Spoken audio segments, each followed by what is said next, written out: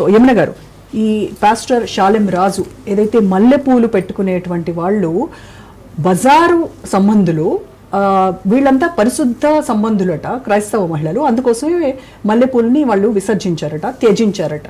ఈ వ్యాఖ్యలు చూస్తే ఏమనిపిస్తోంది మీకు? ముందుగా రాజ్ న్యూస్ ప్రేక్షకులందరికీ నమస్తమాంజలి.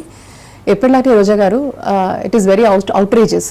ఎందుకంటే పరిశుద్ధ ఆత్మ అన్న ఆ వ్యక్తే వాళ్ళకి అర్థం కాదు ఏంటంటే, ఒక బడుగు బలహీన వర్గానికి చెందిన పాపం వాళ్ళ కడుపు తిప్పల కోసం అక్కడ పువ్వులు అమ్ముకుంటున్న ఒక వ్యక్తి.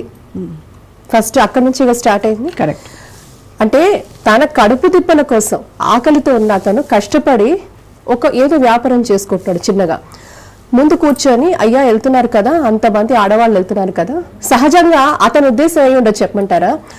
ఎందుకంటే వీళ్ళల్లో అంటే వీళ్ళ పూర్వీకులు ఎవరో అని తెలిస్తే వీళ్ళు ఒక్కొక్కరి పేర్లు తీసుకోండి, అన్ని ఇండియనైజ్డ్ నేమ్సే ఉంటాయి, హిందూ పేర్లే ఉంటాయి. కరెక్ట్.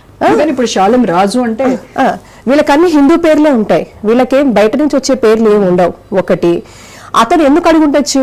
రెండు, వీళ్ళు వివాహాలు చేసుకున్నా, వాళ్ళ ఇంట్లో ఏమైనా శుభకార్యాలు చేసుకున్నా, మరి ఏ కార్యాలు చేసినా వాళ్ళు పూర్తిగా హిందూ ధర్మంలో, హిందూ మతంలో ఎటువంటి ఆచార వ్యవహారాలు ఉంటాయో ఇవన్నీ వాళ్ళు చేస్తున్నారు. సుప్రభాతం చేస్తున్నారు, పండుగలు చేసుకుంటున్నారు, అష్టోత్తరాలు చేసుకుంటారు, సహస్రనామాలు చదువుతున్నారు, ఆఖరికి మాల వేసుకుంటున్నారు. స్వామివారు మాల వేసుకుంటారు చూసారు, మనం అయ్యప్ప స్వామి మాల, అలా వీళ్ళు మాలలు వేసుకుంటున్నారు. అంటే వీళ్ళకి ఒరిజినాలిటీ ఎక్కడ చచ్చింది? Copy paste. వీళ్ళకి ఒరిజినాలిటీ లేదంటాను నేను. There is nothing of their own, నాది అని చెప్పుకునే అస్తిత్వం వీళ్ళకి లేదు. ఎందుకు ఇప్పుడు ఎందుకు ఇలా చెప్పాల్సి వస్తుందంటే, నిజంగా కూడా మనం ఎవరి జోలికి వెళ్ళాం అంటాం కదా, మన ధర్మాన్ని ఆచరిస్తూ పరధర్మాన్ని గౌరవించాలి అని. ఆ ఇన్నిత జ్ఞానం వాళ్ళకి లేకుండా పోయింది. ఎవరో బతుకు తెరువు కోసము అయ్యా పూలు తీసుకుంటారంటే ఇష్టం ఉంటే తీసుకుంటామని చెప్పాలి, కష్టమైతే మేము తీసుకోలేని నాయనా ఇక్కడ వద్దు అని చెప్పాలి, ఏదో చెప్పాలి సంథింగ్. కానీ అతనికి ఎందుకు వచ్చిందంటే, వీళ్ళు పూర్తిగా కూడా నాటక పూరితంగా కూడా, అంటే ప్రతిదీ ఒరిజినాలిటీ లేకుండా పూజల దగ్గర నుంచి, సుప్రభాతం దగ్గర నుంచి సాయంత్రం జరిగే పూజల వరకు అన్ని వాళ్ళు చేసుకున్న ప్రతి క్రియకు మన ధర్మంలో మనం ఎలా ఆచరిస్తామో అది మొత్తం మీరు ఇద్దకన్నారే cut copy paste. Cut copy paste చేసే వాళ్ళకి ఏం తెలుసు అస్తిత్వం అంటే ఏమిటో.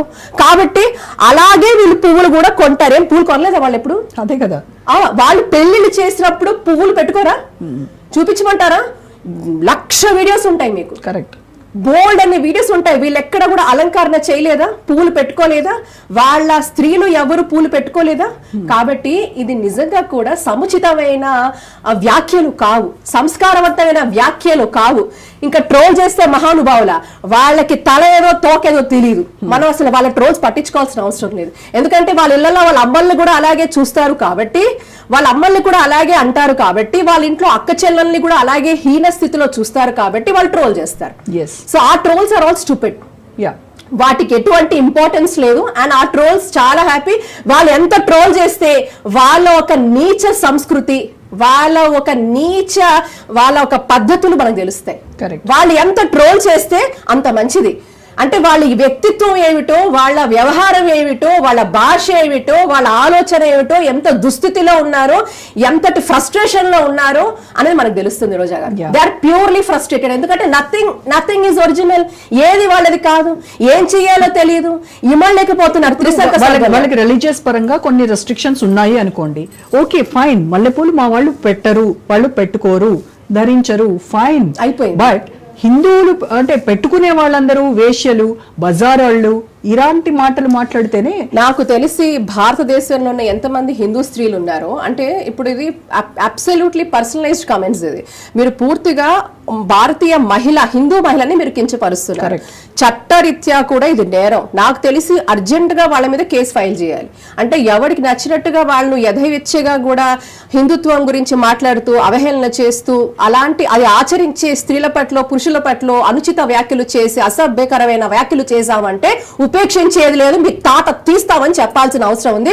ఆ తాట తీస్తామనేది ఎలా చేయాలంటే ఒక క్యాంపెయిన్ లాగా చేయాలి. అందరితో వెళ్ళి వీళ్ళ ముందు అర్జెంట్ గా ఎఫ్ఐఆర్లు బుక్ చేసి ఎంతమంది అయితే ఆడవాళ్ళు లాయర్లు ఉన్నారు, హిందూ లాయర్లు ఉన్నారో వాళ్ళ చేత ముందు కేసులు పెట్టించాలి వీళ్ళ మీద. ఒక్కసారి ఇలాంటి గట్టిగా జరుగుతాయి, అప్పుడు బుద్ధి వస్తుంది. ఎందుకంటే టూ మచ్ ఆఫ్ ఫ్రీడమ్ అయిపోయిందండి. వాక్ స్వాతంత్రం ఉంది, కానీ దాన్ని హద్దుల్లో పెట్టుకొని వాడాల్సిన అవసరం ఉంది. నీకు వాక్ స్వాతంత్రం ఉంది కదా అని నేను ఏది పడితే అది మాట్లాడతాను. Who has given the bloody right to you? నీకెవడిచ్చాడు రైట్? నీకెవడిచ్చాడు? వేశ్య అనే ఒక అధికారం నీకేమిచ్చాడు? నీకే అధికారం ఉంది? నువ్వేం మాట్లాడుతున్నావు? నువ్వు ఒక తల్లికే పుట్టావు కదా, నువ్వు ఒక ఆర్గానికే పుట్టావు కదా, ఒక మాతృమూర్తికే పుట్టావు కదా. మరి ఏమిటి మీకు ఏ సంస్కారం నేర్పుతున్నారు? మీకు ఇదే నా సంస్కారం, నీకు భగవంతుడు అదే చెప్పాడా? నువ్వు ఇంకొక ఆడదాన్నో ఇంకొక పరస్త్రీని నువ్వు వేశ్యగా మాట్లాడని అలాంటి పైగా వెరీ రీసెంట్ గా ఇలాంటి వ్యాఖ్యలు చేసినందుకే ఎలాంటి